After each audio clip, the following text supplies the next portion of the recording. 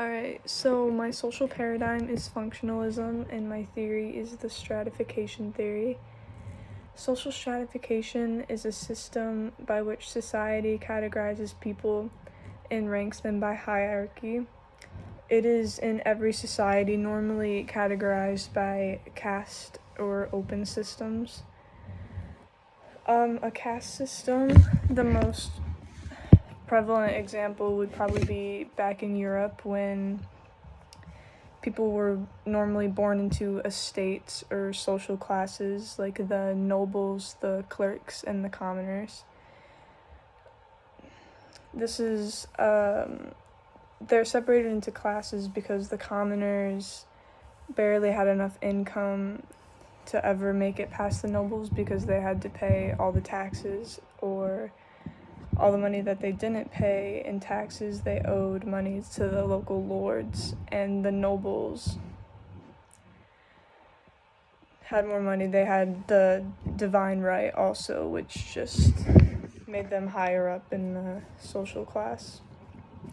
So the commoners had really little expectation that they were ever going to move up in their station or their social standpoint and their income level. They really had no room for social mobility, which leads to the second system, which is an open system, which is also part of the social stratification theory. And an open system has a lot more room for social mobility.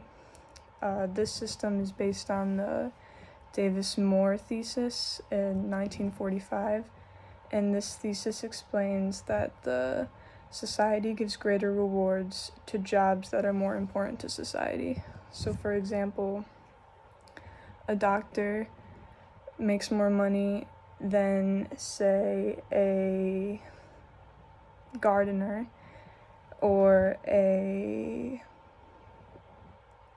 plumber, for example, because doctors go to school more and they do more risky procedures during the day, and they have to work with, real life bodies and real organs, and they had to go to school for that, and they had to have proper training for that.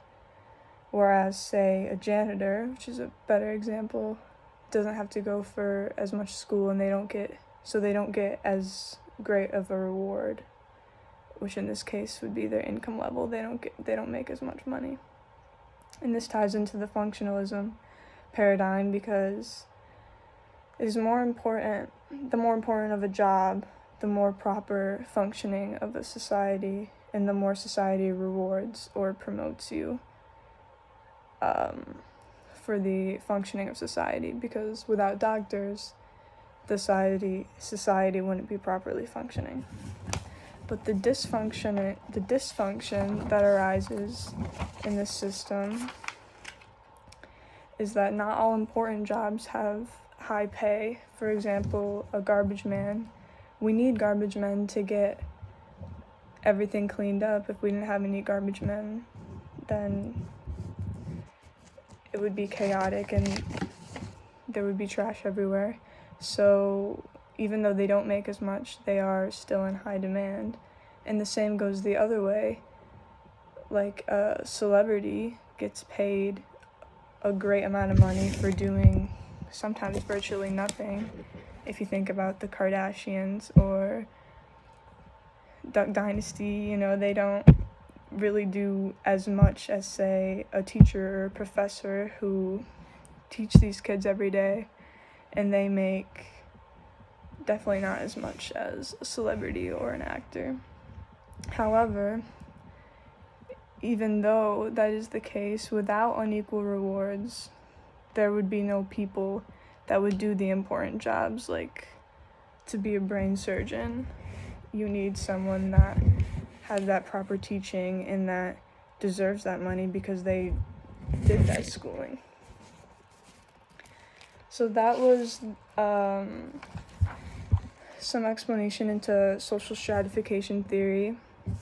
And I also am going to tie in my foundation. I chose the video The Deadly Spin, How PR is Killing Healthcare and Undermining Society. So the stratification theory connects to this video because it explains how some people are automatically excluded from getting proper health care based on their income level. So a big example of that is how doctors are seen to be taking the profit motive, or they're using too much profit motive when in their practice. Because some people, like for example, in the Deadly Spin, there was a 17-year-old girl with leukemia who was in desperate need of a liver transplant. And the transplant would have granted her 65% more chance of survival. But the health insurer, Cigna, who Wendell Potter used to work for, but after this situation, he decided to resign because it was so intense. But Cigna had actually denied Natalie's doctor's request for the transplant because they didn't have enough money, so they couldn't get it authorized.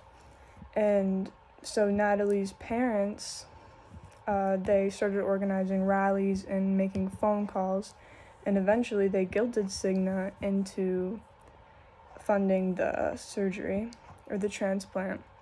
And as soon as the funding went through, Natalie happened to die in the next day.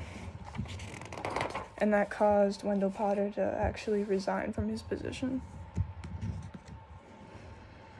So, at the end of the day, when insurers put profit between doctor and patient, it just messes everything up. And the goal of the healthcare system should be to heal the sick and to keep all the Americans healthy, and not to maximize profit at any cost.